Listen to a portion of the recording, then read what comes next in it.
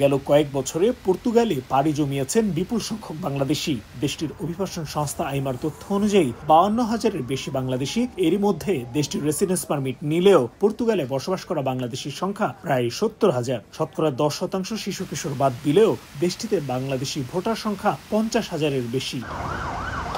জাতীয় সংসদ নির্বাচনকে ঘিরে ব্যাপক আগ্রহ লক্ষ্য করা গেছে পর্তুগাল প্রবাসী বাংলাদেশিদের মধ্যে। 27 নভেম্বর থেকে শুরু হওয়া পোস্টাল ভোট বিডি অ্যাপসের মাধ্যমে শুরু করেছেন রেজিস্ট্রেশন। দেশের বাইরে থেকে প্রথমবারের মতো ভোট দেওয়ার সুযোগ পাওয়ায় খুশি তারা। রেজিস্ট্রেশন করার আহ্বান জানানোর পাশাপাশি প্রবাসীদের সহযোগিতার উদ্যোগও নিয়েছে বেশ কয়েকটি সংগঠন। স্বাধীনতার 52 বছর পরে প্রথম প্রবাসীরা যারা বিদেশে থাকে তারা বাংলাদেশের সরকার এবং মানুষের ভাগ্য নির্বাচনের জন্য যে প্রতিনিধিত্ব করে থাকেন ভোট দেওয়া, সেটার সুযোগ আমরা এবারই প্রথম পাচ্ছি।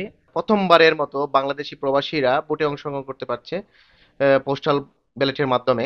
তো যারা এখনো রেজিস্টার করেন নাই, আপনারা সকলে রেজিস্টার করে ফেলুন।